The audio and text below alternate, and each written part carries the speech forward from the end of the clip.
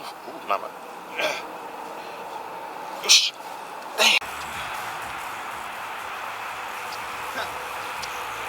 Sad, yes. Does this ever happen to you? Can you change a tire? Or are you going to rely on a pricey tow truck? Thankfully, it's not that difficult.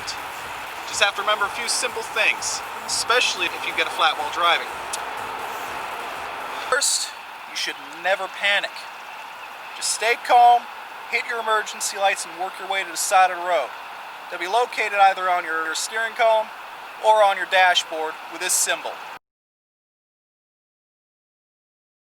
Panicking and slamming on your brakes is going to be the worst thing you can possibly do to yourself.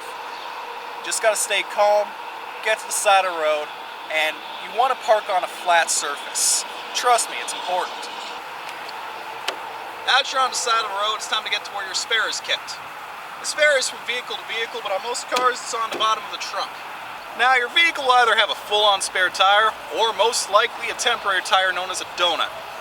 Why is it called a donut? Beats the heck out of me. Important thing to know is that these things are temporary. They're not meant for long distance or speed. Just enough to get you to where you're safe, such as a garage or a tire store.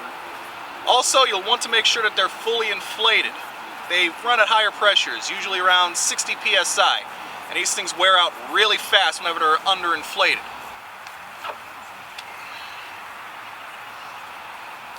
You should also have a jack with your car. This jack that originally came with your vehicle, good, but if you're not sure, check its capacity.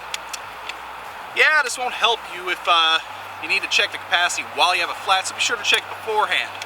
If you use a jack that's not rated for your car, you run the risk of it collapsing mid-change, damaging your car, and quite possibly you. Please, it's just cheaper to check this thing beforehand rather than risk it. Last, you should also have some form of tire iron. This is the thing that's going to be taking your tire off, removing the bolts and such. Also, more often than not, it'll also be used to crank up the jack that comes with your car. Once again, check to make sure you have it before you need it. Now, as you can see, I don't actually have a flat, but this procedure is still valid. Remember how I mentioned to be on flat ground? Here's why. The level ground ensures your car won't roll while you're in the middle of doing the change. Naturally, your car should be in park. Probably wouldn't hurt to put on the parking brake too. Each vehicle has 4 points to position a jack, one for each tire. The vehicle's manual will mention where they are, or you can look underneath for them. You must place the jack at one of these points. They are positioned at the best places to support the car. Try somewhere else at your own risk.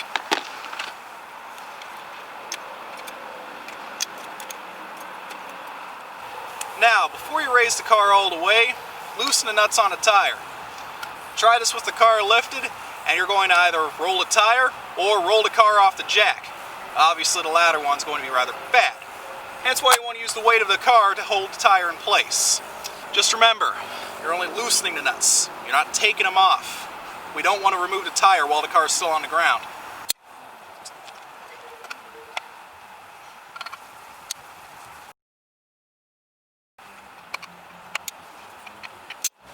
Now when you raise this up, you only want to get enough clearance to get the tire off. No need to tire yourself out needlessly.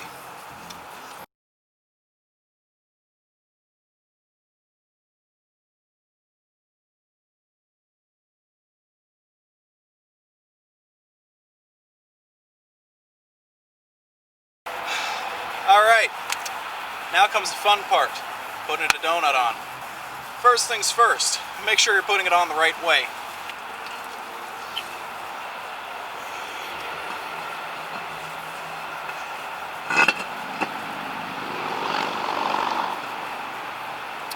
Now you're going to want to tighten the nuts in sequence.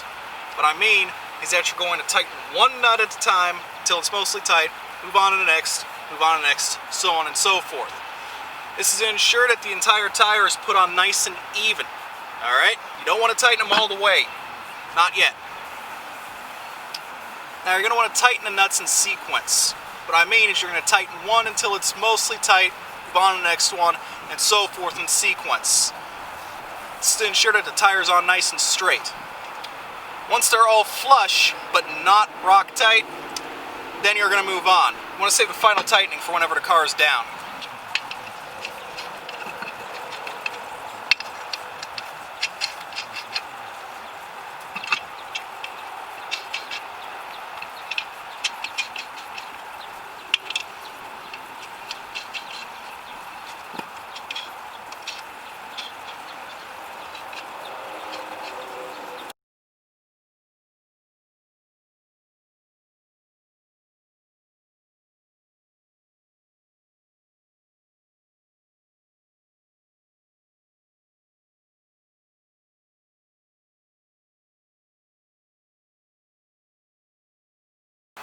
Now that your car is back on the ground, go ahead and tighten the heck out of those nuts.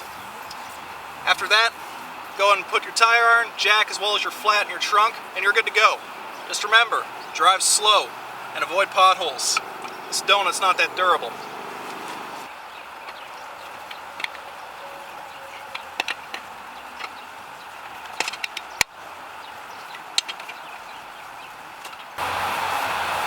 You're good to go. Just remember to drive slowly and avoid potholes.